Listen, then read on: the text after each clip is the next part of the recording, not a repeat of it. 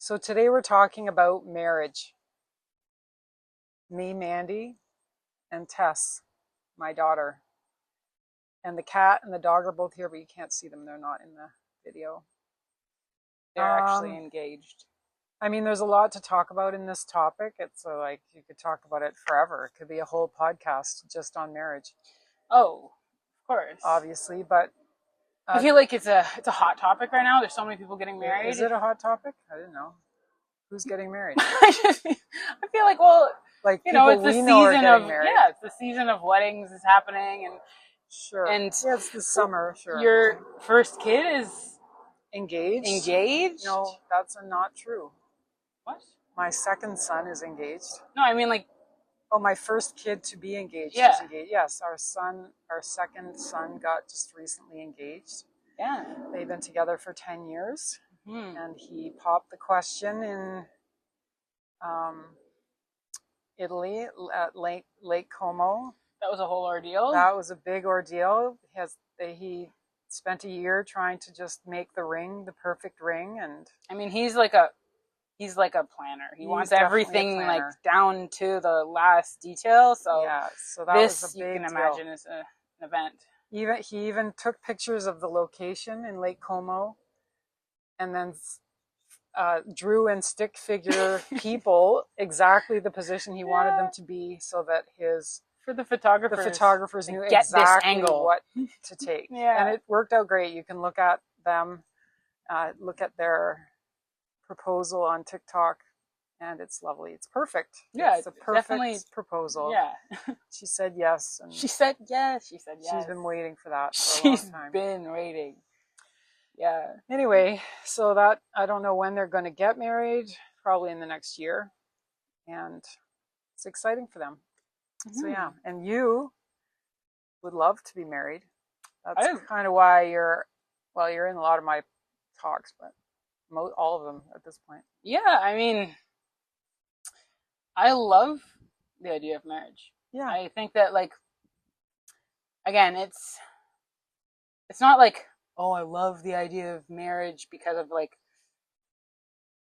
any sort of like practical really reasons about it. Like the wedding, sure, that'll be nice, whatever. But like the idea of sharing your life with somebody and making a commitment, I think is a beautiful, beautiful thing. Like, yeah, I know that you don't need to have it like, you don't need to have an official ceremony to do that, but like, I think that there is a certain amount of like, just like finality of it, like going through the process of getting married. When you have a marriage. Yeah, like when you actually have. I mean, there's a saying that if you have a big expensive wedding, that you're sort of held accountable for not breaking up immediately. Yeah, but I want to introduce the video first. Yeah, go ahead. So, because I'm about to like go. She's about to go off, even though she's never been married. We'll talk. I mean, that's what she thinks. She has been married in her soul. Anyways. So I guess just the theme would be like, what advice would I give to my younger self? Having been married for over 30 years, with 3 adult children, and going through obviously good times and bad times and all of that, what advice would I give to my younger self? It's really just you, because you are my younger self. I'm little Mandy. Little Mandy. And would I do anything different? And I don't know. I guess just what did I learn? Tips, this kind of stuff. Yeah. So I first just want to say that I got married when I was 23 years old. When I was a teenager, I was not one of these girls who didn't want to get married, didn't want to have, that's what I didn't want. Like, I didn't want to get married. No. Or you were like, no. I just didn't think I was getting married. I didn't really care. Like, I just was like, I don't want to get married. I don't want to have kids, even though my parents have been together since they were 18 years old, and they're almost 80 now. So they've been together forever. And from what I've seen, they have a they're best friends and they have a great relationship. I have seen them bicker a little more in the last 10 years, but I really don't remember them fighting much. I think I saw my dad sort of throw a chair across the room once. Sort of throw a chair. Like they're not, I was never spanked. They're not like corporal punishment type parents. They're both teachers, very open-minded. My brother would argue they're not, but like, I think to most other people, they aren't, they're very laid back, sort of go with the flow kind of people. And yeah, in terms of like punish, I was never punished. I was, if I did something I shouldn't have done, I think my parents just let me wallow in my shame. That's how I would be punished. Like you can learn. You know what you did wrong, so like don't do it again, and you can feel bad about it on your own. But like we're not. I was never grounded. I never really had a curfew. Like these things, I just didn't. And they seemed like they were on the same page with how they were Yeah, going like, to raise you. Yeah, they were on the same page with how they would raise me, and Yeah, they do seem like they spent a lot of time. Yeah, like they were, you know, as parents go. My dad in particular spent more time. My mother I had a younger brother when I was 9. He was born, so she spent a lot of time with him. But, you know, they took time and spent time with me. So they do seem like a unit. Yeah, they go everywhere together, work together, all that. But so it was a good role. I had a good role models in terms of marriage and relationships, and you know, they as I said, they didn't seem to fight very often. They did everything together. I would say so too. Even as grandparents, I always looked up to them in terms of a marriage role model. Yeah. So I mean, but too. That's weird because I saw them and I was like, I'm just not getting, I don't see the need to get married. Well, what I'm saying is like, for my, you know, the guys, well, there were very few of them, but I wasn't like, oh, we should get married. I mean, again, like the love is what's important.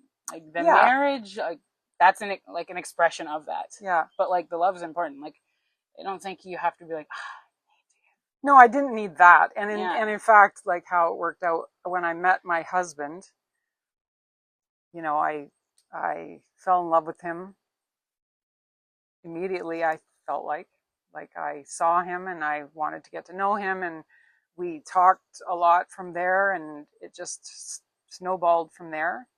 And that's how that went. And then it wasn't like, oh, let's have a big wedding to legitimize our relationship. It was just kind of like, I don't even know why we necessarily got married, because we had a very small wedding. It was 20 people in my parents' living room. My aunt want to celebrate the love, maybe. I don't know what it was. I just thought it was, I guess, just something we should just do because we loved each other, and that's what it was going to be.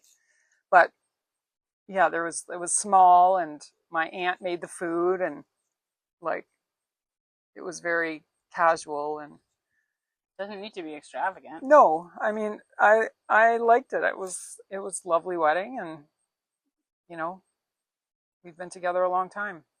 Did you feel different afterwards? No. Like did you feel like I'm a wife now? No, I didn't feel different after. Like we weren't not sleeping together. We were living together. It was just, we just did. I think it was for his parents.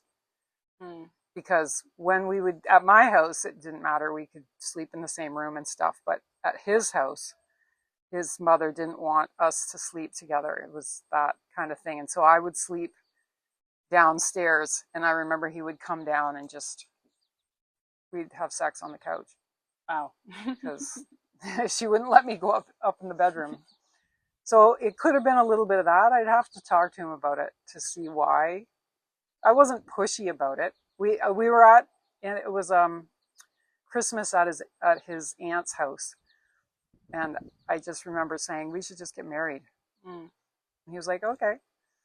And then we just did like the natural next step, or like we got married in June, got pregnant almost immediately, and then had a baby the next year, and had another baby, and that's how it went.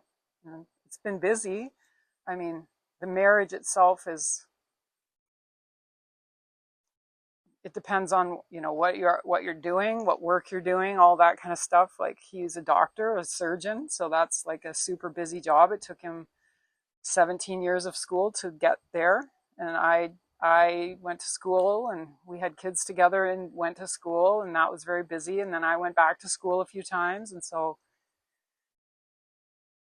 yeah, it was just, we didn't have, one thing that we didn't have was much time for us. Like we didn't have time for us as a couple. It was like we're married. We lived with a group of guys because he played football. And so I'm trying to think if we were married. I think we were married while we lived with these other guys. We lived in the basement and they lived in the other parts of the house. But so we weren't alone there. And then we moved to a townhouse. I think we moved in the summer, and then our first baby was born in October. So literally we were, and in school. So it was like living with a group of people, and then babies and baby and school and work and just busy. And there wasn't really an opportunity to like really be intimate. Like I don't mean know each other. I mean physical. Like okay, well, sure. Both, I'd say. Yeah. Like we didn't have time to really get to know each other. I feel like, or even know ourselves. Like we can get into what I would do different. I wouldn't do anything different. I just think you learn from the experiences that you have and stuff. And it's been very hard in a lot of times. There was a time during our marriage when I didn't think I wanted to be married anymore. That was a hard time for me, and it was a really hard time for my husband. It was just a hard, difficult experience dealing with his job and everything like that. But yeah, like I'm not gonna say I would go back and do it differently, because things were still good. Always there's something good to be learned in the experience, and like overall things weren't bad. Like we were healthy. We had 3 kids right away. Like not everybody can even get pregnant. So like we had our kids, they were healthy, they grew up, they're very smart and all of that. So like that was all great. Were there hard things? Sure. Would I change anything? No. Would I suggest things to people? Yes. Will they do it? Who knows, right? So like, I don't know. One thing I would, looking back, I thought about this because I lived in we can look back on my podcast on parenting, but like we lived in a married student residence situation with a lot of, well, they were all student parents with kids and stuff, and they were mostly women who were home. There weren't any men staying home. All the men were in graduate school or something, and the women could have been in school but took a break to be home with the kids, which is what I did. And then there was a few that didn't really have an education. Not that going to university is the be all end all. It is not, because you've kind of been on and off at university, and I think you can be super successful not going to university, but not having something necessarily for myself. Like I was young, I went to school, I barely got my degree, and then I was a mother, and that's what I did. And I taught fitness because that was something I just knew. Was it my grand desire to teach fitness as a career? No, it wasn't. You know, I always wanted to be an architect. That's what I wanted to do. And I didn't choose that in the beginning. And then by the time I did go to architecture school for a few years. By the time I did get to do that, it was so busy. I couldn't manage it because the kids were little and it was just way too much for our family. So that didn't happen. And so even though I don't think my husband would have cared one way or another if I had stayed home with the kids. I think he's happy that I did because I wanted to, and it's been good for them. But if I had said I want to work full time and I want the kids to go to daycare, he would have been fine with that. Like he would have wanted me to have a career. But I chose, when the baby popped out, I'm like, nobody else is looking after this baby, so I'm going to stay home. And it's hard for women because you want to be with your babies, whatever, but it's very hard to have a serious full-time career and also be a full-time mother. It's just you can't. I don't think you can. You need a nanny, but then the nanny's being the mother, not you. So like somebody's got to be there with the kids and doing the stuff and spending the time and all of that stuff. So I'm happy that I did that. Do you think that it affected how you see your husband? How I see my husband? Like, I just mean, like, I'm not going to say building resentment. He said he didn't ever want me to be resentful that I stayed home, but I'm a little bit. Because I would like to be, and it's because women and motherhood is not really a valued thing. And so here I am. I can say, I stayed home with my kids. And it's also just not a choice, like, really. Not really. Like you have a baby and you just want to do that. You grew the baby for like 9 months. Yeah, like I think you don't have bonded a baby. With the baby. You don't have a baby to just pass it off and go and run off into the world to seek your thing that you're doing or whatever. So I mean, I would have liked to have been able to do both things. And for me, I'm very much an all or nothing kind of person. I like to give as much as I can to the things that I do. So being a mother was a very serious job for me, and that's what I did. I didn't try, even though I taught a little bit of fitness on the side. I didn't try during that time, except for the times when I was in school, to like do other things. Like I was wake up in the morning, okay, being a mother, and I also have a teaching degree, so it's like being a teacher. It is being a teacher, except the kids are little and then they grow up and you're still a mother and a teacher. But like, you wake up in the morning, okay, what are the plans for today? What are we doing? Are we going to the museum? Are we going to just hang around at home? Are we going to play outside? Like, what are we doing today? Just that kind of thing. It wasn't like, can you go over there on your watch TV all day? No. That's not what was happening.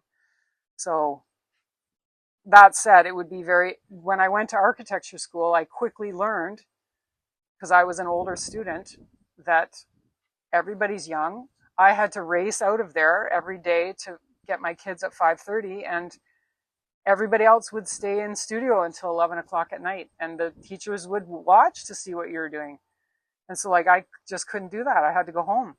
So I'd come early in the morning, nobody would be there except for me trying to do my work early, and then people would roll around in the afternoon. We'd have class together. People would stay and work and interact with each other. And I'd be like, well, I got to leave. So there's no option. Well, yeah, it takes up your time and your energy. And my girlfriend, Lynn, who was in the same position as me, her husband was a doctor. And she didn't have kids in the beginning of our architecture school, but she did as school went on. I had to quit because I was having a nervous breakdown.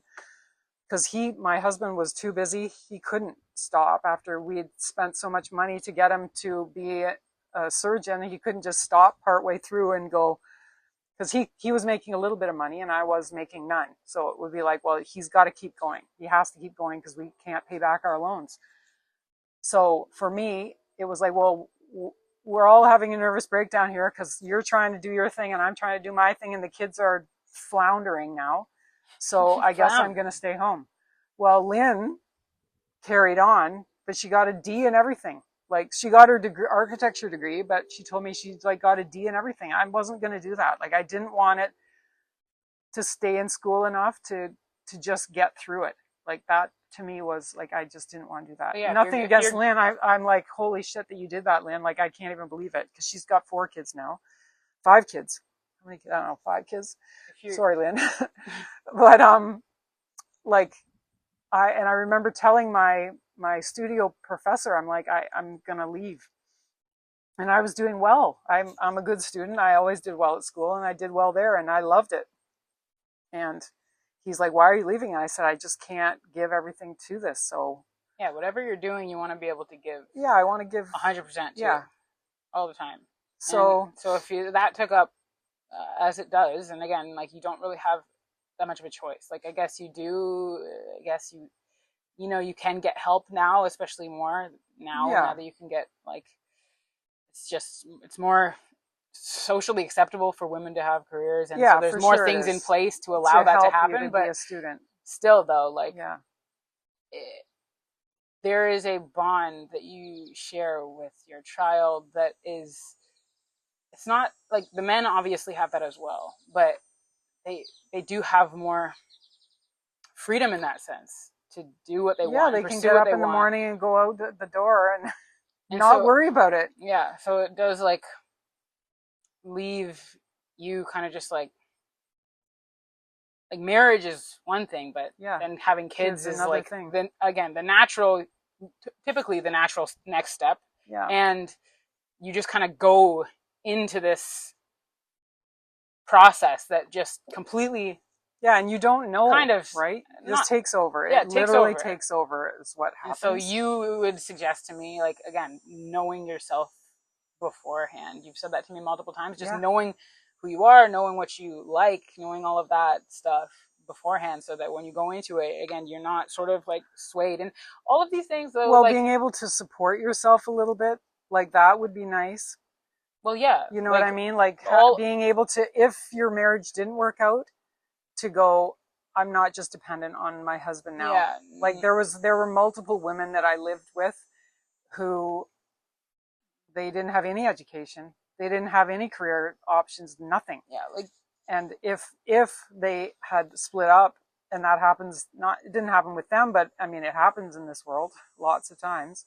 So then what do you end up doing, right? If you then you're struggling. And I I mean, think, again, that's like, I hear you on like wanting to like ensure that before. That's not something you can always like just make sure that happens. Like if you were with someone and you're like, I love you, and then they're just like, well, I gotta just wait till, I'm or not you are like, I just gotta wait till okay, my but that, financial situation is, I get like, that. I hear you on what you're saying, like practically, but at the same time, like, I don't know. I think people, and maybe this is just me, but like I think people, they think too much about what's going to happen in the future. Like that they miss the Sure, present, that they I don't even agree with enjoy the that. present. I do agree with that, but I would like, And I don't necessarily even mean about the financial situation. I mean like in terms of like yeah, what happens if we get. sure. Why are you even think if you're going into the marriage going, what happens if we get? What are you doing? But I do Like, think you should know yourself. Like, I will get to this a little bit, like why people rush into marriage. What are they getting out of marriage? What does it mean? a lot of people And rush into it ways, for practical reasons. what Like in practical terms of reasons? being like, I mean, I don't like, I want, I want to appear a certain way in society. I want Yeah, to come okay. across a certain way in society. I want the support. Sure, yeah. I just want to have someone there. Yeah. Like all of these, like very just like, it's not even about necessarily your relationship. It's just kind of like, I want to feel like secure. So I'm going to get married. Well, girls, you know, the stereotype is that girls have this like checklist of, like a biological clock checklist of, Of like, I can need to he be do married, this? I need to have a boyfriend by this age, I need to be Yeah. engaged by this age, I need to be married by this age, I need to have a baby by this age. I mean, I get that. And that to a certain extent, it like It, having babies when you're, I know I have another girlfriend who had babies when she was 42. So like that's older. I had them when I was in my 20s. Physically, I think it's easier and um, more optimal, I think. Like just from a nothing, you know, the baby's not going to pop out with problems um, if you're younger. Like that's been shown, I think. yeah, like But I don't even think, I don't like, I know don't think that, that matters. Like, that, I but mean, I'm it just does, but saying I that's what understand that we have the, that's girls do this, right? yeah, They go, if I don't have a baby by the time I'm this age, oh my gosh, like what's going on? Like 35, I think most girls in their mind be but like, not I even need to like, have my babies there by is the that time. biological clock of women, but it's also Yeah. just men too. Like in terms of like if you even have family pressure, like culture pressure, Yeah, that's oh, kind of for like sure there is. you have to Yeah. be. If How you're come you're not not, what married? the heck? Like Yeah, of course. all of these things, people rush into marriage for. Again, I'm not trying to say anything about certain cultures, especially if it's pressured in Yeah. certain cultures. Like it is what it is, but everything that you do, I think this is a general rule for life. Everything that you do should be, whether it's marriage or whether it's sex, even whether it's whatever, like should be it should be from the place of love, not for love. Like, that's the way to ensure that anything that you do, any big decision that you make, is going to last. Because if you make it from the place of I feel like a lack, and I'm gonna try to like fill this, I don't feel secure, I need to feel secure, all of these things, like that is leading you down a path that you may end up, not that you should regret anything, but I like your this, don't operate from a place of lack ever for anything, because when you do, then you run into problems. Yeah, because you might not always fill the lack. You can't fill the lack from external things. Yeah, no. Like, so if you're trying to do that, if you want to feel better about yourself by getting a boyfriend and a husband, that won't happen, because you need to feel just better about yourself. If you want to feel anything from getting anything, you need to be you need to feel like you're enough, and that you are in charge of your situation. But I do think that marriage, in the sense of like the reason why I love marriage, like just the idea, and I'm not trying to say this as like I'm a person who like marriage for the sake of getting married. I love what it represents. Like, and I know that there's been a lot of people who are in relationships and in situations that are, not going ideal for them. So it's not like I'm just saying like marriage is the most, and if you're in a situation where you're struggling with your partner, like, just stick it out because you're married. Like, there's a lot of things, whether it's marriage or whether it's religion, that have been distorted by people, like even what they're supposed to represent. And so like marriage, I think, is one thing that, based off of what it represents, not necessarily the examples that we have had, even though there have been great examples of beautiful couples that have, lasted the test of time, but I mean the idea of it, in terms of it being a union of two that become one, to me is the closest thing you're going to get in terms of like a relationship with truth. Like, and again, I talk about truth. By truth, I mean like the highest truth. I see it as we are all connected. And so marriage is like an example of that. That's what it's supposed to represent, in terms of this is an acknowledgement between two parties that we are actually connected, and that this union that we have formed is greater than the sum of its parts. And I think that it's an amazing tool, because I think that in this life, our life is really about character development. That's what it's about. And so that, as a tool to practice unconditional love, is, again, probably the best tool you're going to get. Like, believe me, I think we should all be practicing unconditional love with every experience that we have in life. The way that I talk to my cat, the way that I just go about my day and express myself, all of it is an expression of unconditional love. But in terms of having a situation in which there's two people there, they're tied together now. Like, they're tied together, whether it's like just legally like bound together.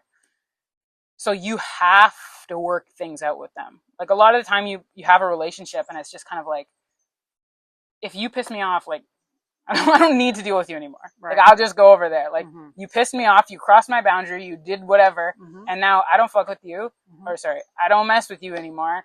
And maybe I'll be over here and maybe I'll forgive, but I won't forget. And you are over there and I'm over here. And this separation thing completely goes against the truth that I hold as the highest good, which is that we are all connected. Like, if that's what I'm trying to aim for, that we are all connected, and I want to understand that at every moment of my experience, having someone where you are held accountable to, you can't hide from. Like, you can try to repress things and stuff, but like, you can't hide from them. Mm-hmm. Like they see you, they not only do they see you, but they see you at your most vulnerable. Mm-hmm. You know, they see you whether you're sharing the experience of sex and stuff. Like they see you when you're naked. You know what I mean? Like Yeah, they metaphorically see and you at your literally. worst, They your see you, absolute worst. yeah, Your and you can't, like, it's not so easy for you to just go, you know what, I don't want to deal with you anymore. Like you have to go through steps, and maybe those steps make you think, maybe I saw this situation in, in a distorted way. Maybe I could have acted better here. Like it gives you that breathing room that mm-hmm. I feel like a lot of just relationships don't usually. You know, you just are just Yeah. like, peace out. And so I think that as a tool for practicing unconditional love, which is the thing that in my life is the most important thing for me to develop. That's above everything else. Is developing unconditional love for all things, because that brings me the high, like the closest to truth. Then I think that that is an amazing tool for that, and that's what it represents to me. That's why I think that it's the most amazing. It's the most amazing example of love Well, you that we definitely have. have to like we have on our list here about expectations versus reality. What is it when when you take your vows for better or worse? What does that mean? This kind of thing. I think for me, the expectations of marriage versus the reality of marriage. I don't think um, there was nothing that I was like, oh my gosh, I just never even anticipated this. What I did not anticipate was the difficult. When you're talking about hard, hard isn't just like you're pissing me off because your socks are on the floor. And hard isn't like, You left the toilet seat yeah, up. like that's not hard. Hard is, and this isn't, I'm not saying that all of these things have happened to me because they haven't, but like hard is like your partner has squandered away all of your savings because they're addicted to gambling. Hard is like your partner is depressed all the time and they're an alcoholic for years and years. Your partner is like cheated on you numerous times, and what are you going to do about it? Like that's hard. And so it wasn't for me, it wasn't like, oh, this is going to happen in marriage. It's just something that has occurred over the course of my life. And as a, 50 something woman, I've discovered that this happens to people and these things happen to people. And when you're in a relationship with another person and things happen and you change and you learn things about yourself and all of this stuff, happens. People die and things get sick and you have good things that happen and really awful things that happen, and that, like, how are you coping with that with your partner? Because you need to be ready for hard, but it's the hard is going to happen to you whether you're married or not. Yeah. So I think just in terms of like you're saying, how to live with someone unconditionally, I think the biggest skill is being able to put yourself in their shoes. Empathy and just trying to see things from their point of view. Why would you do something like when something really awful happens and you want to blame them or whatever, you go, okay, like why would you do that? And I feel like we're all just people who have collected trauma, who are trying to learn that even their like darkest parts yeah, are still lovable. So a lot of the time in that, people act out. That's yeah, why people do this stuff. of It's not that course. they're doing this stuff because like I fucking or I like to just piss someone off. I Yeah, like to cheat on you. I'd like to do all of this hurtful stuff. Like they're not doing that because of nobody's that. trying to be a bad person in this world. Never. In my mind, nobody pops out of the womb trying being a bad It's helpful to person. understand that we're all connected. Yes, Because so, if like you can't say that someone is that way yeah, and you're not. As soon as you yeah, understand that we're connected, you have to sort of you have to empathize. yeah. You have to be like, well, what if that's me? Because that is you. Why would I have done that? If that was me, Yeah. why would I have done that? And then try to understand that, and then work through the issue. I Like, mean, it might be something that hurt you, and that you need to but again, that this is talk to the other person about, or adjust your life for, or make changes or whatever it happens to be. But you still have to be able to think about that and do that. And I think Yeah. Again, character development. Like, yeah, in terms of you, like, you have to be like, okay, well, and I'm not saying to put, like, just put everything on you and, like, you know, if something really difficult is happening, like, it's there are on you to there figure are it out. No. situations, obviously, in which it just becomes like people are like, I don't know if I can deal with this, you know? Like, I understand that. And then they remove themselves from the situation or whatever. Like, I get why people do that, but ultimately you're going to run into the same issues Yeah, you have to be able to elsewhere. figure it You have out. to understand, how did my energy Yeah, contribute to this? yeah, Because it's never just one person. It takes yeah, two to tango. It's never just one person. You yeah. can't. And that's what, again, like, this, the fact that we're all connected is like your saving grace in everything. Because, like, you can take away, like, the like, you won't take it so personally when you understand that. Like, well, you may take it very personally in the sense where you can empathize better and be like, well, what if I was that person? But I just mean, like, in terms of, like, you won't see it as like an attack. Like, you'll see it as just like, there is some sort of, like, confusion here in how, in This our dynamic, yeah. and we need to solve it. What is that saying where people are like, it's never me against you, it's us against the issue? Right. And so that is, like, that's really how you have to see it. And that's not even just marriage. Marriage, just, like, again, the solid example of that is just any relationship. This is any dynamic that you have with any person. Like, and I think that is, like, marriage, again, as a representation of love, like, solidified love. But what is love? Like, love is really the acknowledgement that we're all connected. That is actually what love is. It's not a feeling. Love isn't just a feeling. It's a reality. That's what love is. And so you're through the process of marriage, or, like, a very serious committed relationship, you're dismantling your idea of love as just a feeling that, like, passes, and you're revealing the fact that holy crap, this is something that is actually meant to be unconditional. Like, conditional love isn't love. Like, that's not what love is. Like, you can call it conditional love and you can say, I'm feeling that feeling. But if you actually want to know love, that just means that we're all connected. And just a relationship can offer you a tiny piece of that.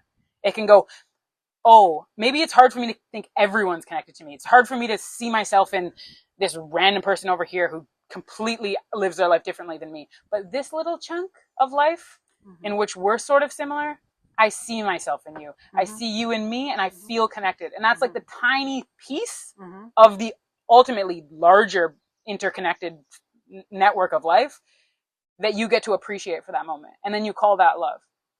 Love is actually the entire network. It's the fact that everything is connected. And so this is sort of getting you, it's a hard course to get you to understand that. I think that I agree with that. I mean, love is just this connectedness. Okay. I think you can meet someone that you feel a connection with. I don't think you're going to meet a ton of people in this world that you'll feel deep connection with. One, maybe a few. Over the course, they say there's 3. I don't know. Maybe. I just don't think it's everywhere all the time. If you It is everywhere all the time. Love is everywhere all the time because love is who you are. I'm talking about. I know, but a deep connection with another human being. This also, like, I understand what you're saying, like, practically. I understand that it's, like, it's hard for you to find, like, similarities in people that allow you to, like, even reveal yourself enough to recognize the connection. Yeah, well, but the way you talk about it is like, it is technically I could be with anyone. Technically, I technically could. You technically are in love all the time. Technically, sure. But there's something that I have to say about that after. Go ahead. I feel like I technically, if we're all one and we're all connected, could marry anyone and make it work. So long as they, well, not even so long as anything. If, you know, maybe they're, I don't know. I would say understand where your like, our level of conscious development is. Like, sure. Understand that we're, like, sure, still in a physical body. Sure. And we so still let's have talk about that. I don't want needs. to talk about the marriage in terms of someday we're not going to be in physical bodies, and like we're all one. Yes, we are. Let's talk about marriage in the way that people understand it. But I think that I am talking about it in the With way that people talking understand that about this. it a little bit like we are all one, so you need to understand that, so that when you are in a relationship with someone, that you can empathize with them, that you can work through problems with them because you see yourself in them and you don't blame them for anything. If we're married, then whatever you do, and if I can empathize with you, I am you. And I go, well, why did you cheat on me? Or why did you spend all of our money? Like, why did you do those things? And in me trying to understand them, maybe we can work through that. I can help you to work through whatever issue it is. I can try to do what I can do to help the way I interact with you better, so that you don't need to do that, like whatever it is. But I'm just talking about, like, for me, if I think about love, yes, love is oneness. Love is, we're all connected. But I think that love in terms of marriage is an action. I can be in love with you, but I think that in terms of marriage, like, you want to be walking in the same direction. yes, but it's also, it's more than just thinking the same way. It's like acting, doing things for each other, actively making an active role in the relationship. That's what I yeah, think I the understand. marriage I think is. I agree with that. I But I'm don't like, think you say, "Oh, I love you," and it's lip service. No, no, it's it's I love you, and then I what? love you, but I'm just saying, and walking in the same direction, meaning that, like, because you can do a loving service, or like, you can perform a Yeah. loving service to Yes. anyone You could. on any single day. Correct. But the continuation of it, you going like, I want to wake up to you Right. again Yes. tomorrow, Yes. and that means you have to Yes. walk in the same direction. You do You have have to, to. I'm not saying you don't have to walk in the same direction. You do have to walk in the same direction. But what I'm saying is that it's an It's an act. Of action. course, it's an act. It's not just you saying it. Yeah. That's not enough. Of course. You need to do the things that keep things fresh and keep things going. And that's where I think that that's like, what more, like, what better thing could you want to work on? Honestly. what do most people work on? Not that. That's why marriages fail, because they don't work on that. I think that that's the most amazing thing you'd want to work on. Getting to know your partner. How can I make this relationship I don't have time. better? I'm busy. I have money. I've got a job. I have work to do. I need to get, I need to do this and get that. I'm ambitious. I need everybody in the world to see how great I am. Okay, well, you also have to understand. What is your priority? The relationship has to be. You also have to understand. Otherwise, you're gonna have issues. People feel, again, like we still, like you said, we still live in this physical world where people feel the pressure of having to provide. Hey, I'm not saying that society doesn't make you want to, like, do all these things and, like, prove that you're, like, doesn't give value to people who have money, to who are successful, who have. Like, nobody cares if you're a kind husband. But even just in over terms there, of, like, and you do everything for even your in terms wife, of like biologically, like, I'm not, like, even in terms of biologically, like, there is a sense of, like, in order to feel like, if the woman, I've been reading the feminist book you got me. Yeah. If the woman feels like she got the job of childbearing, that's her role. Yeah, she's got it. It's automatic. It's part of her nature. In order for the men to feel like valued in the family, well, he's got to do something. Sure, yeah. And if he can take care of you and stuff, like, then nice. That's great. You made it easier for me to bear the child. Of course. And so, like, that's going to be ingrained in a lot of men. As much as I know we're moving into a revolutionary time, I'm just saying, like, that's going to be ingrained in a lot of men. It's not like coming out of nowhere. Yeah. And so, like, you have to be able to empathize with that. Like, you do have to be able to empathize with that. But I think that you and it's very easy to, to allow the marriage to become second or third in a relationship. When you have kids, when you have busy jobs and all that, it is very easy. They say, oh, have a date a week. A date a week. When's the last time I was on, there have been years where there was no date. There's been no vacation, no whatever. Like it, and it's through no fault of, like, you know, me or my husband. Sometimes even in this world, the get caught up. expectations of your job demand it, otherwise you're not doing that job, or this, like, you do get caught up, and it's very hard to prioritize the relationship. I think it's you gotta. But the grass is greener where you water it. That is just a fact. It is a fact. And so if you lose sight of that, it's not that you can't come back to it, you can. Um, but I think you need to remember that. And I would say that in terms of like intimate relationships, people get bored. They, we're very open. We talk about, what do you ever think about being with other people? This kind of thing. What I've learned over the years is that for me, I feel like people don't spend enough time really getting to, like, they feel like they've been intimate with their partner. They're having sex on a regular basis because they're married. They feel, and they cuddle and hold hands and stuff like that, and they do things together. But I It's feel like, I like guess I know them. yeah, I feel like that is just the tip of the iceberg in getting to know somebody It's emotionally, sexually, all of it. And I think that we don't even go, I don't even think most of us break the surface in terms of really getting to know our partner. And I and that's why feel I'm like, like that's like the best. Like that's so exciting. that's the best You want best to do that. thing to work on, and that's Yes. like the Yeah. treasure hunting thing we were Yes. talking about. Like, Yeah. 100%.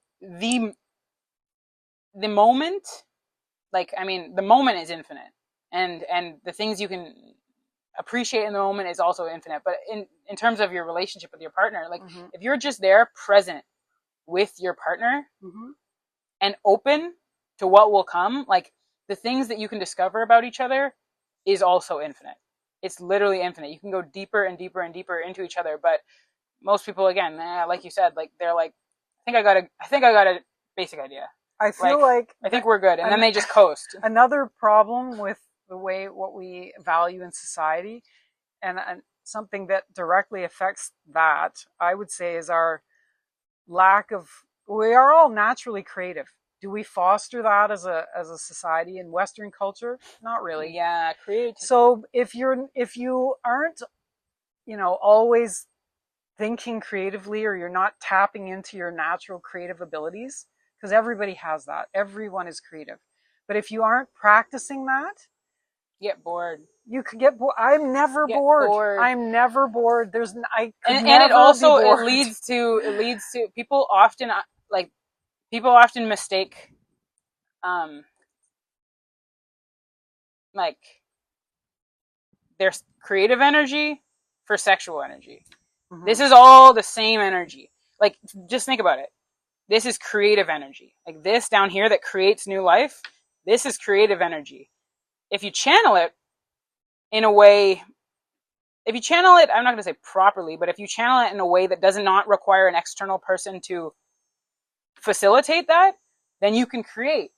But if you're constantly just not, if you've blocked that, if you're like, I'm not a creative person, I have no way to express myself, the energy gets frustrated, and then you turn to, I need to have more, I'm bored in my relationship, I need to have more sex, I need to seek out another sexual partner, like, I need to, like, it just, the energy sort of gets confused. And I'm not saying that not to express yourself sexually and, like, to be free sexually, like, you should be, but I'm just saying this is all the same energy. There are other ways, there are other outlets for that energy than just having sex. And if you are in a relationship, this is going to be important, because, again, like, you can't be having sex with your partner all the time. So you need to find other outlets that you can tap into that natural creative potential within yourself, and that it will bring you to that. Because a lot of the time we have sex, just like I was saying, don't do anything for love, do it from love. We have sex to feel 100% connected. That oneness that I was talking about, people, or that love that I was talking about, people have sex so that they can feel that. It's the closest physical act that we have to feel that, to feel completely connected with someone else. Completely just, we're like one. Like, but the thing is, like, when you understand that there are other ways for you to feel that Mm-hmm. oneness and that connection and Mm-hmm. that love Mm-hmm. and feel that creative potential, Mm-hmm.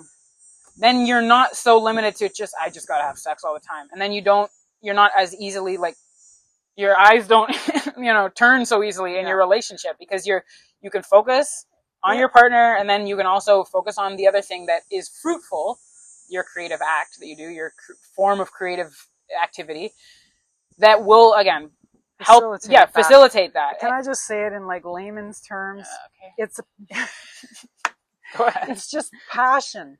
What are you passionate about? If you don't have passion in life to do things, sometimes, a lot of times, I think it ends up in my sexual practice, whether it's just with one person, and then I get distracted because that's not enough. Sometimes they're not always there for me.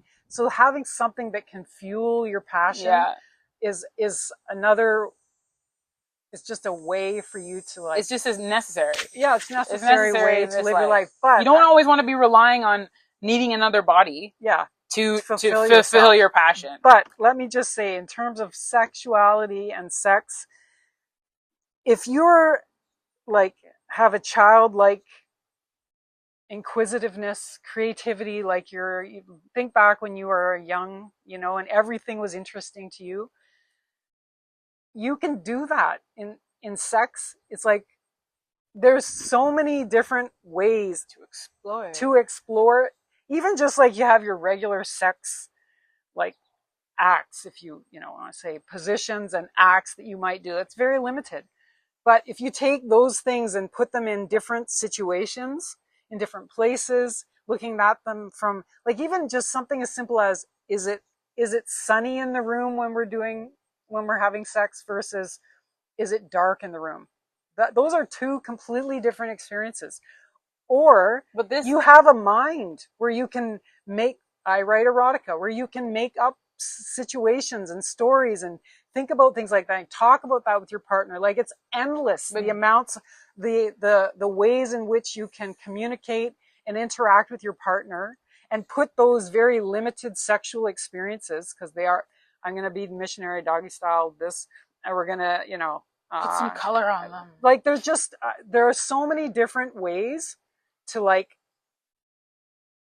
transform or spice it up, if you want to say, with the person that you want to be with, instead of like, oh, I'm bored. It can be a new experience every single time. It is a new experience every single time. What do you mean? And so, like, being, but this would involve someone like, again, it comes down to what you value. Are you valuing the experience, or are you valuing what you're getting from it? Yes. Because if you are intuitive, like, if you're like this takes what she's talking about takes like an intuitiveness. And so you need to be like, I'm here to explore my partner. I'm not here to get an orgasm. I'm here to explore my partner. Like, that's the point of it. Not like, okay, well, what can I get so I can keep doing my thing? Right. I'm just here because we have sex on Thursdays. Okay, we're going to have sex tonight. I'm going to get an orgasm, and I'm going to keep going over here and just not even paying attention to you. Like, you need to actually be like, hey, I want to. Yeah, and you both need to, maybe you won't always at the same time, depending on your energy level or what's happening in your life. And that goes for everything in marriage, Somebody's going to sort of take the lead at certain times or whatever. Yeah. But I think you both have to want to do that. You both have to want to be there. Yeah, and I just think that there are just ways of digging deeper into a relationship, whether it's just your actual day-to-day relationship, your emotional relationship, your sexual relationship with that person, that we don't even go there. Like, we just don't think it's possible to do that. We don't even think in those terms. There's so much parts about life. Our creativity has just been, like, squashed out of us because of all the stress in this world and what we teach in school and how we learn and all this kind of stuff. So I think that is something that It's time to go beyond the surface. It's time to go and beyond the just to learn to surface. be creative. And Be you can learn to creative. be creative outside of your relationship just by yourself. And then when you can think creatively, that just transfers over to your relationship and your sexual relationship. And then that's it's amazing. But I just want to say one more thing before I forget. I've always thought that it's in terms of marriage and in motherhood, it's better for things to be a little bit boring than to be too exciting all the time. Like they get bored, and then they feel like it's just like I don't want to do that. But I'm telling you that first of all, in the boring times, again, you can see the little things in your being present. You can appreciate the nuances and the details of just sitting and looking out. I love to sit on the porch and just look out into the yard. That turns you on. Turns me on. I just can see all the things that I see, and that's amazing to me. Somebody might go, you're so boring. But what I've learned is that because life just can be complicated, like all by itself, you don't need to make it complicated. And then when it gets complicated, when people get sick or they're stressed and they're part of your family and they need your help, and the cat's barfing, and your husband's got a kidney stone, he's laying on the floor, and your mother is calling you freaking out. Like when all of that happens, and it always does at once, usually, the boring, you can at least manage it a little bit. Whereas if your life is just like if you were bored and you're like, I need to go and do this and that, and I have a bunch of things in my life, then when all the other stuff in your marriage and your life piles on top of that, you cannot cope. And then you go, I'm not doing this anymore. I can't. I don't necessarily think it's boring. It's just simple. But yeah, simple is simple. Not in terms boring. of boring, though, like, again, if someone sees something as boring, it says something about you as a person to be like it's really like you to not be bored. It's a lack of like your belief in your own creative potential. Yeah. To be like, I'm so bored, because again, it's sort There's of so many things to do in this world. Like this mentality of like, I'm bored, I need to go and seek stimulation. Like this is a very again, immediate gratification mindset mentality, or immediate gratification mentality, where it's just kind of like, I'm bored. Okay, that's boring. I'm gonna go over here. Oh, that's boring. I'm gonna go over here. Constantly needing that external like stimulus. And never actually like developing yourself inside so that you can transform the situation from within. Like it's just boring is a bad word. Simple is a better word. Simple is more accurate. Yeah, but very much. But like it's just like this. I constantly like, you need to not bore me. Yeah, life, you're boring. Me. Poof. I'm going over here. That's boring me. If you're always taking charge of yourself, which you should, whether it's for your health or your life in general, whatever. No, you can't say, oh, you're this, because nobody could bore me, because I'm busy doing things. I'm busy doing things that I'm enjoying and that are exciting for me. Yeah, would I like to add somebody so that we can experience those things together? Yes, but I don't ever go, ugh, like. Yeah, but the way you're describing it sort of is similar in the sense where it's like, are you chasing the adrenaline high of being like, well, I got to do this and I got to do this and I got to do this and I got to do this? Can you just sit? Can you just sit and be like, that's beautiful? Can you find the beauty in a seemingly boring situation? Like sometimes challenge yourself. Like you don't need it to be like, I need there to be like fucking fireworks. No, I don't mean that. I need to be on a roller coaster. Like, ooh. No, I don't mean that. But I will say, in terms of like, being bored and then being like, okay, well, I'm gonna go over here and do this, and the sort of the hi Teddy, the energy that may lead someone to step outside of their marriage. Like there's this idea of like, again, marriage has sort of this come up here? Marriage sort of has this reputation for like, it's like, you're tying me down. I need my freedom. Like something that restricts you from freedom. And I think that people so often like they see freedom as in like, I can do whatever I want. And I don't necessarily see freedom like that. Like, freedom is not, I can do whatever I want. I can be with whoever I want. I can have whatever I want. I can just do whatever. I'm free. Freedom to me is, am I moving from a place of love or am I moving from a place of lack?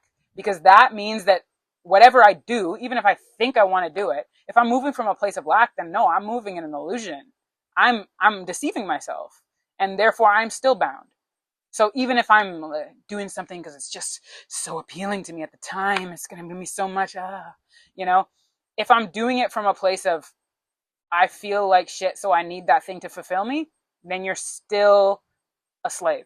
You are a slave to that thing. Yes, you are. Yeah. That is not freedom.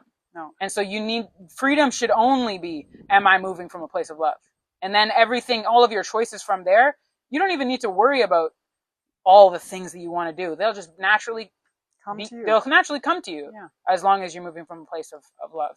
And that's why it's like, I have like conversations like with my one friend, and she's like, like, she's all like polyamorous and stuff. And again, I'm not knocking on that at all. Do whatever you want. But just know yourself. Know the motivation behind what you're doing. Because if you feel like, I am doing what I'm doing because I just feel so much love and I just want to share it and I'm still being accountable, then do what you want to do.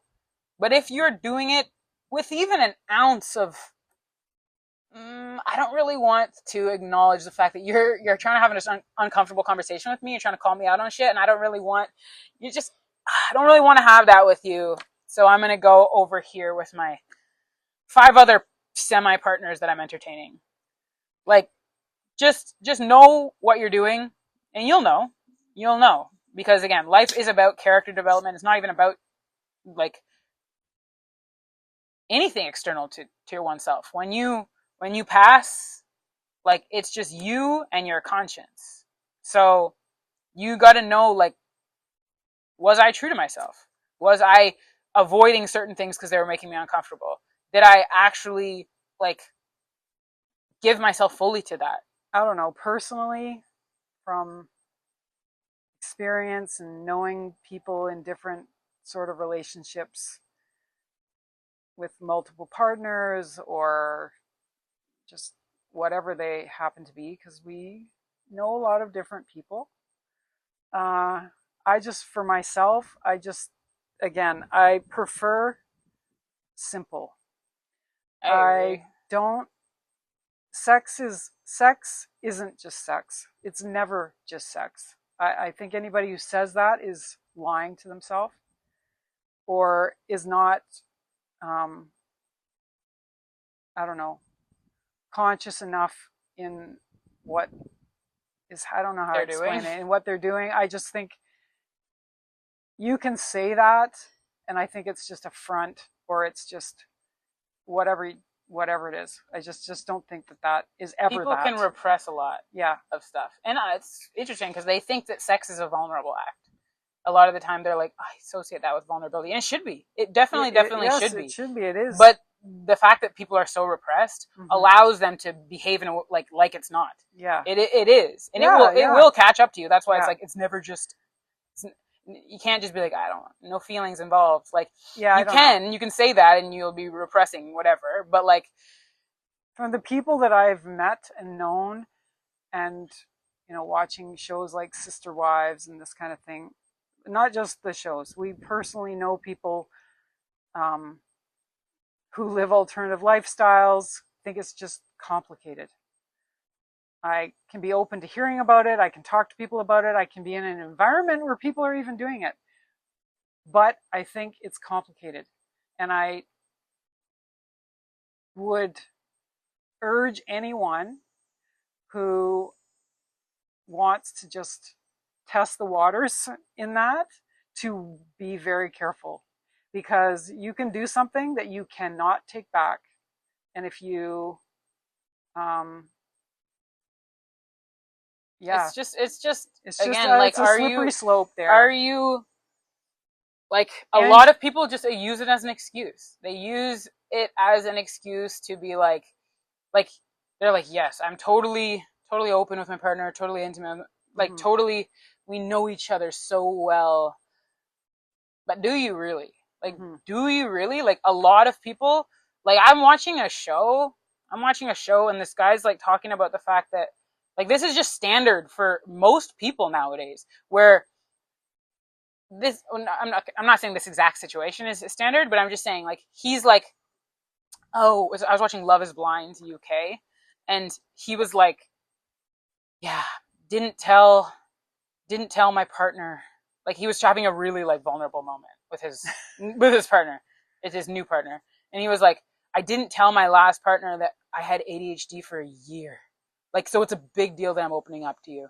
And I'm like, what? Like, I'm not saying anything about him. Like, that's beautiful that he's able to open up about that and he feels comfortable doing that. But I'm like, that's like a baseline for relationships. And so you can be in relationships with people and be like, I know them totally. And like, the majority of people repress so much nowadays that it's like, that is a big step for someone. That feels like a big step. I'm like, and that's insane. I'm like, no, I'm like, that's literally crazy. Like, I'm like, the fact, but no, but it's I'm not saying it in like a, he should feel weird about it. Most people, especially men, are not open about how they feel, honestly. And it's like, first of all, repressed emotion is just unhealthy. It's actually physically unhealthy. It will make you sick. But like, the fact that like that's like the baseline for people, like, it's like, that's a big deal for him to say that. I'm like, this is bro, just that should be normal. This like, is a sign of our society. Yeah, it's a sign of our society, of how repressed people are. But you know why? And so they do these things sexually, and they're like, no, I can disconnect from that. Because they're already so disconnected from themselves. Yes, but we know why. We can't live up to the impossible standards that we have set for ourselves in society, and the things that we've created in terms of like how people look and what we value and all these things. Nobody can be those things. And so people are judgy. Yeah, and then you just go, well, I can't be that. So I need to hide who I really am. Yeah. And I need to hide, and especially with crazy. Social media too. Yeah. Like, I'm so awesome. Yeah. So awesome on social media. But when really everyone is, if you tell yourself that everyone is probably like you, as weird as you think you are, as like freaky as you think you are, as dumb as you think you are, like whatever you think you are, everybody is just like that. Pretty much. Yeah. You just don't see that. Yeah. And so then you have issues in your relationships. You can't be vulnerable. You don't want to tell people things. Act out in ways that you may not otherwise. Yeah. Yeah. So. And I just think that, but I do think that, again, marriage as again, this ongoing relationship where you sort of are peeling back the layers of someone like endlessly. Yeah. I think that it is amazing because it does allow you a safe space to be yourself. Yep. And, or that's like, again, the purpose of it, like getting you to your most like just true self, and where you can feel totally loved and accepted as you are. But like, the thing is, like, when you sometimes you may do that, like sometimes you may like totally like open up to a random stranger, you know, because you don't feel like you're going to see them again. And you're like it doesn't have that element of like, I have any responsibility in the situation. All I'm saying is that sometimes when you meet a stranger or someone that you don't really know, you're like, well, I can tell you whatever. I can tell you whatever because I'm not going to see you again. And you can, like, it doesn't matter. You're not going to look at me the next day any type of way. What did you say to me? Like yesterday you told me about like your deepest, darkest secrets. Yeah. Like I'm never going to see you again. Yeah. So I don't have to worry about that. Yeah. But when you have to see someone, like, that's what I mean. Like, they really see you. They really hold you like accountable to yourself. And so I think that is, again, like, that's probably, unless you're just super open and super honest and super authentic about who you are, which is not most people. As we said, we're living in a society where it represses a lot of things.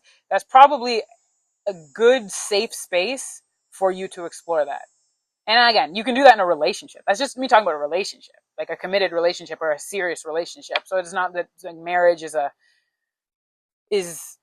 any different than that, but it is just, again, in the sense where you can't so easily walk away. You can't. Yeah. You have to face yourself. You really have to face yourself. I think one other thing that we've really done ourselves a disservice about, and this really affects marriage, is we talk about multi-generational living.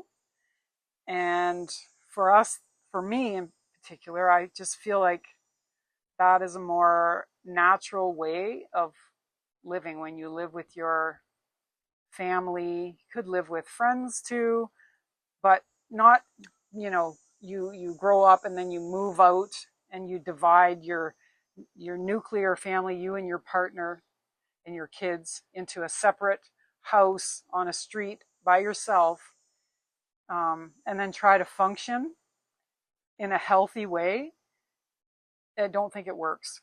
You don't have support.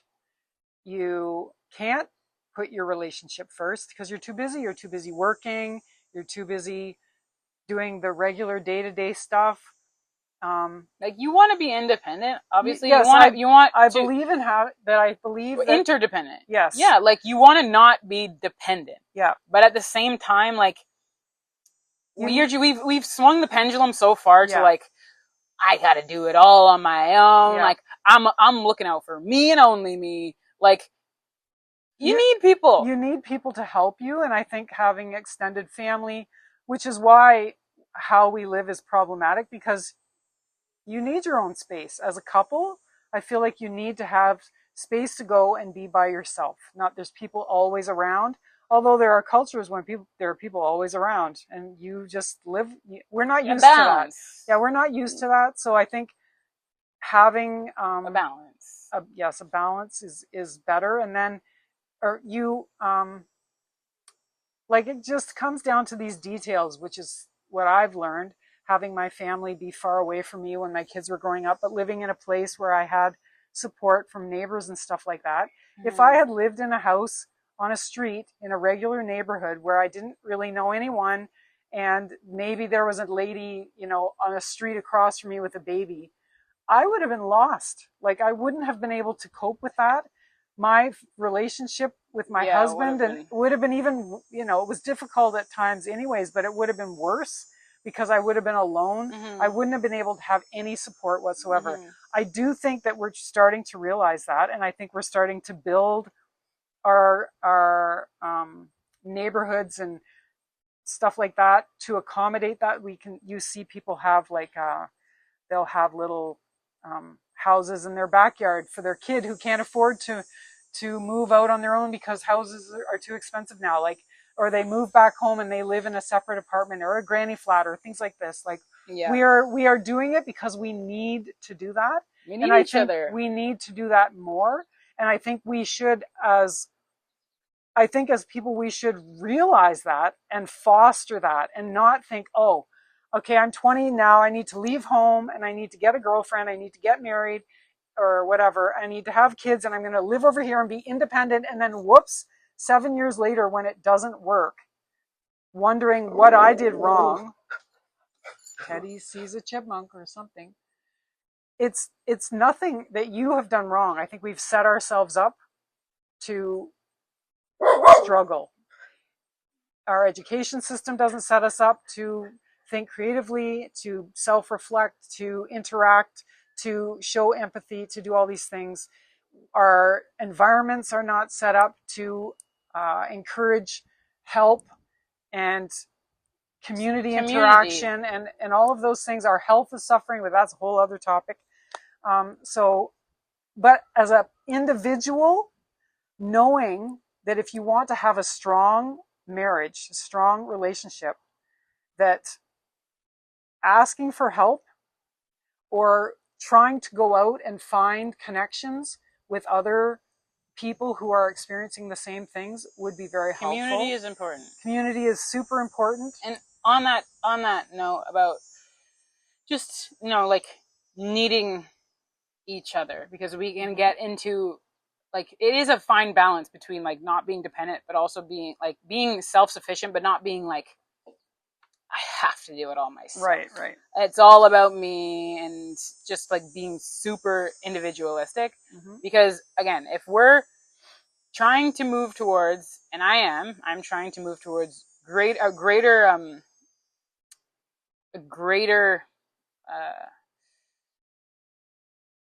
just a greater recognition of love in my life for myself. Well, not for myself, but for everyone. Just a greater recognition of love. Then we need to understand that, like even in terms of like man and like male and female, like the two genders, like I feel like that in itself is sort of like, and not just like I said, marriage is an example of unconditional love, or like the idea of marriage is an example of unconditional love. Like having two genders or having another person outside of yourself that is that is the same but different. Like it's the same enough that you can still procreate with them.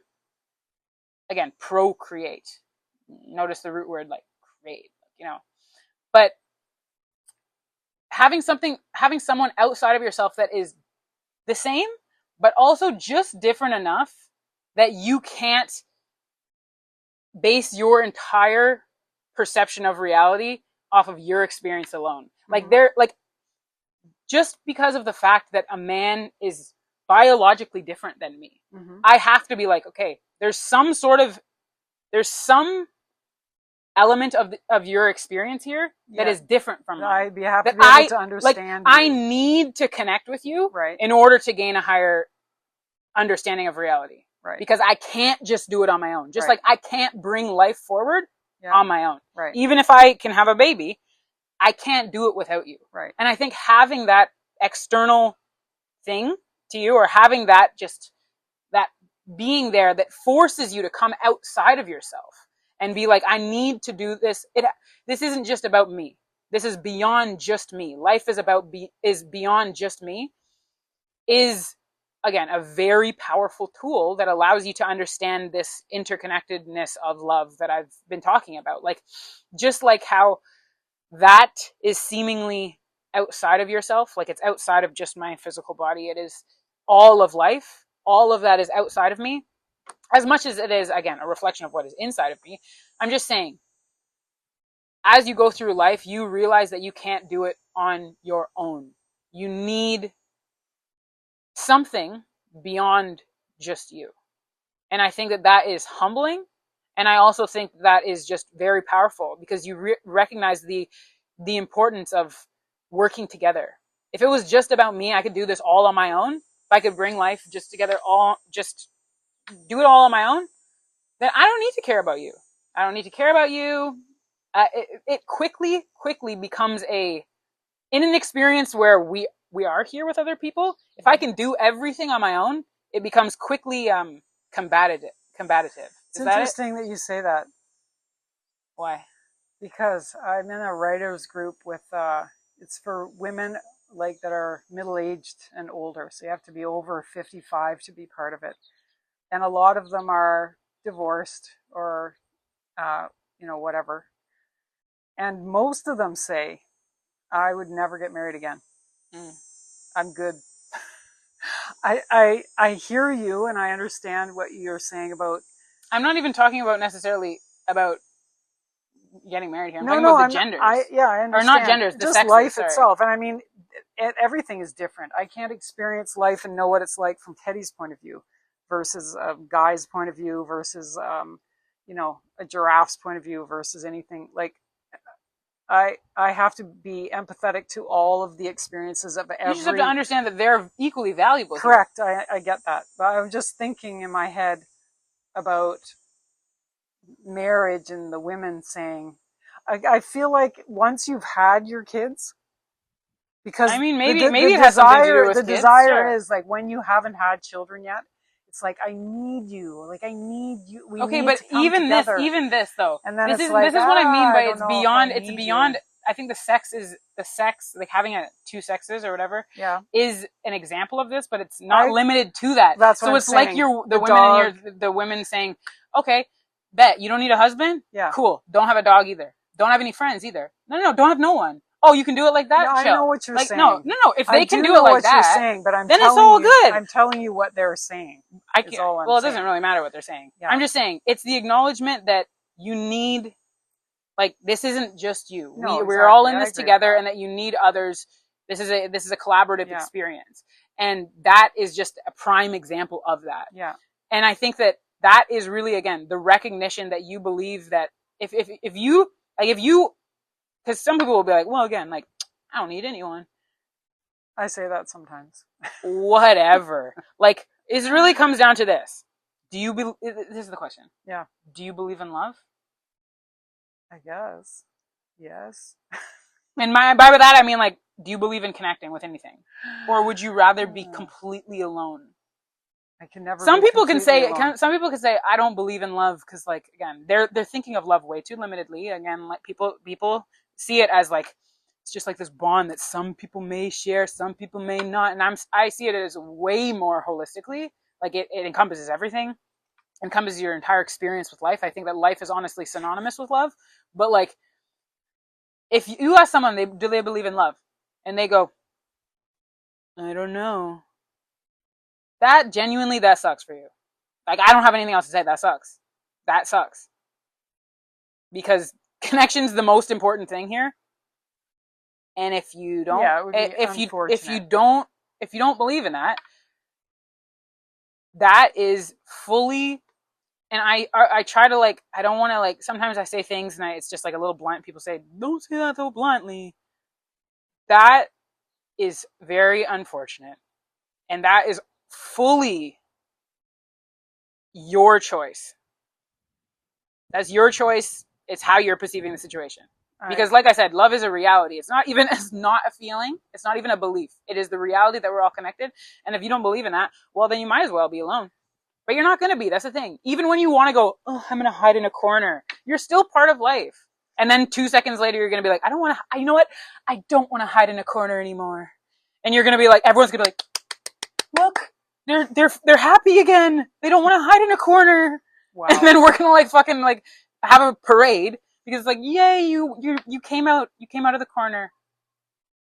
But that's really what it is. You can hide from it. You can try to close your eyes from it.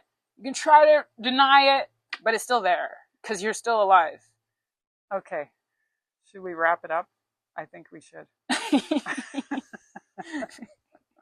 I need to go hide in the closet. Don't hide in the closet, please. Like, you'll just, to everyone who's not hiding in the closet, you look ridiculous.